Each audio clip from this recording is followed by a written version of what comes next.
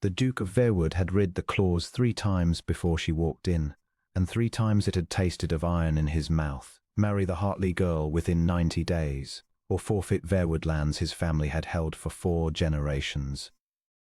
He had come to the solicitor's office expecting to find a frightened companion clutching a reticule, a woman he might pity and pay off. Instead, the door opened on a slender figure in grey who looked at him without flinching, and then looked at the document on the desk as though it were the only thing in the room that mattered. "Your Grace," said the solicitor, rising in a flutter, "may I present Miss Tessa Hartley, late companion to your aunt, the Dowager Countess of Marwood." The Duke inclined his head a precise degree. He was a tall man, broad through the shoulder, with a face that London had learned to fear at gaming tables and in the House of Lords alike, a hard, still face that gave nothing away. He waited for her to curtsy too low, to stammer, to weep. She did none of these. She sat, smoothed her skirts, and folded her hands. "I should like to read the will aloud," Tessa said quietly, "if no one objects." The solicitor blinked. "Miss Hartley, the terms have been explained to you." "They have been explained to me. I should like to read them. A thing one is bound by ought to be a thing one has spoken with one's own mouth." She lifted the page. Her voice did not shake. The Duke found, to his own surprise, that he was leaning forward. She read the whole of it, the strange, willful instrument his aunt had drawn up in the last spring of her life, that her companion of 7 years, Tessa Hartley, having neither fortune nor protector, should not be cast upon the world penniless. That her nephew Marcus, Duke of Verewood, brooding and unwed at 35, should not be left to rot in his great cold house alone. That the 2 of them, within 90 days, should marry, or the lands of Verewood would pass to a distant cousin, and Tessa would receive nothing at all. When she finished, she set the page down and looked at him. "My aunt," the Duke said, and his voice came out lower than he intended, "had a great fondness for arranging the lives of others." "She had a great fondness for you," Tessa answered. "She spoke of you nearly every day. She said you were kinder than you allowed the world to see, and lonelier than you would ever confess." A pause. I did not contradict her. I had no evidence either way. Something moved behind his eyes. He smothered it. "You understand what is being asked. You are being handed to me like a deed of property." "I understand it perfectly." She'd not drop her gaze. "Which is why I shall not be handed. I will not be a clause, Your Grace. If I am to be your wife, it will be because I choose it on terms I have named, not because a dead woman's pen pressed me into your house like a seal into wax." The solicitor made a small sound of alarm. The Duke raised one hand and silenced him without looking. "Name them," he said. And so she did. Tessa Hartley, who owned nothing in the world but a trunk of mended dresses and her own steady composure, named her price to the most powerful man in 3 counties as calmly as if she were ordering tea. "First," she said, "I will not be married in haste and hidden away. If we wed in your own chapel, before your own people, and you will stand beside me as though you are not ashamed. Second, I will have the keeping of the orphan school your aunt founded in the village, which I am told has gone to ruin since her death, and you will fund it properly, without my having to ask twice. Third," here, for the first time, something flickered in her voice, quickly mastered, "you will give me 1 year. 1 year in which either of us may walk away and forfeit the whole inheritance, lands and all, if we find we cannot bear the sight of one another. I will not bind you for life to a stranger, Your Grace, and I will not be bound. Love that is forced is not love. It is only a longer kind of imprisonment." The room was very still. The Duke of Verewood had been negotiated with by chancellors and creditors and the mothers of marriageable daughters. None of them had ever offered to hand back the prize. He looked at this grey, plain-spoken woman who had just made it possible for him to lose everything, and felt absurdly, for the first time in years, that he had been seen.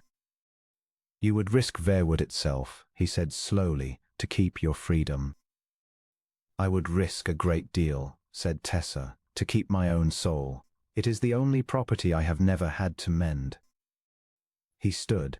He crossed to the window, and the afternoon light fell hard across the planes of his face. For a long moment he said nothing at all. "Agreed," he said at last. "All of it, the chapel, the school." He turned. "And one term of my own, Miss Hartley, since we are naming prices. You will not pretend in that year to feel what you do not feel. I have had enough of pretending faces about me. If you cannot like me, you will tell me plainly. I would rather be refused honestly than flattered for an estate." For the first time, Tessa Hartley smiled, a small, surprised, wholly genuine thing that altered her whole face. "On that," she said, "we are perfectly agreed."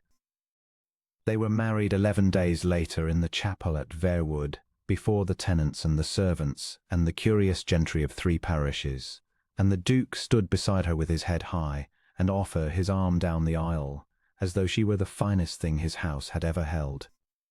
The year began. She did not pretend. That was the thing he had not expected, that he would come to wait, all through his long brooding days, for the hour when she would say something true. She told him when the soup was too cold, and when his steward was cheating him, and when his temper had frightened a housemaid to tears. She rebuilt the orphan school stone by stone and brought him there one wet afternoon, half against his will, and he stood in the doorway and watched her kneel in the mud to lace a small child's boot, and something in his chest came quietly, irreparably loose. In the evenings she read to him. He had not known he liked to be read to.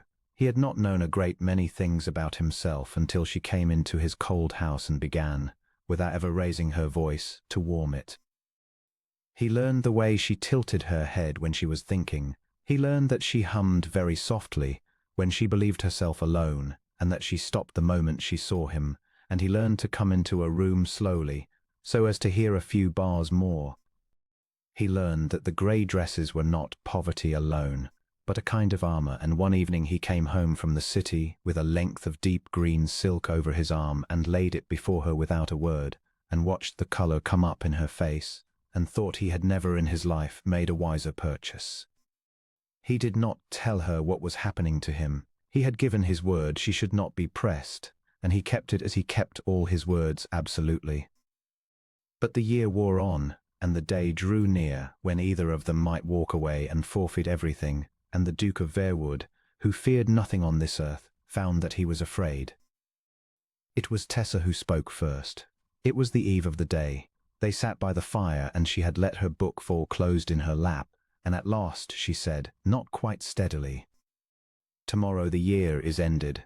By the terms I named in that office, either of us may go." She did not look at him. "I have come to think those terms were the wisest thing I ever did, and the most foolish. Wise because they made this house a place I entered freely. Foolish." She stopped. "Because," his voice was scarcely above the crackle of the fire, "because they require me in the morning to choose, and I find I do not want a year or a chapel or even the school if I cannot have." Again she stopped and pressed her lips together and made herself finish it honestly, as she had promised she always would. "If I cannot have you, Marcus. Not the lands, not the contract, you." The Duke of Verewood rose from his chair. He crossed the hearth and knelt, this hard and feared man, on the floor at her feet, and took both her hands in his. "Then hear my term," he said, and his voice was rough with everything he had held back for a year. "I do not want the inheritance. Let the cousin have the lands, the house, every acre of it, if that is the price. I will not have you wonder, not for 1 hour of your life, whether I kept you for Verewood. So I lay it down, all of it. I choose you with empty hands, Tessa, so that you will never doubt the choosing." He bowed his head over her fingers. "You named your price in that office, and I have spent a year discovering my own. It is only this, that you stay, not as a clause, as my wife in earnest, freely, because you will it. Will you?" The fire snapped. Her hands turned in his and held him fast. "You would give up Verewood itself," she whispered, echoing the words he had once said to her, "to keep me." "I would give up a great deal," said the Duke, lifting his eyes to hers, "to keep the only thing in that will I cannot bear to lose. And it was never the land." She came down from the chair into his arms, there on the warm stones before the fire, and he held her as though she were both the most fragile and the most certain thing he had ever possessed. He did not kiss her at once. He only drew back and looked at her, truly looked, the way she had taught him, and let her see, plainly and at last, the whole of what he had hidden behind the hard, still face the world so feared. And then, gently, he touched his lips to her brow and to her cheek and at last to her mouth, and the year of waiting fell away from them both like a coat too long worn. They did not lose Verewood. The aunt, it transpired, had drawn a quiet codicil her solicitor had been instructed to reveal only if the marriage proved true and freely chosen, and it freed the lands entirely, with the Duke's own blessing left to bind them. But neither of them ever spoke much of the lands afterward. What they spoke of, in the long warm evenings of all the years that followed, was the grey-clad woman who had walked into a solicitor's office to be handed over like property, and had instead read the terms aloud in a steady voice, and named her price, and so won the one heart that had never before been freely given to anyone at all. She had refused to be a clause, and in refusing she had become the only term he could never bear to lose.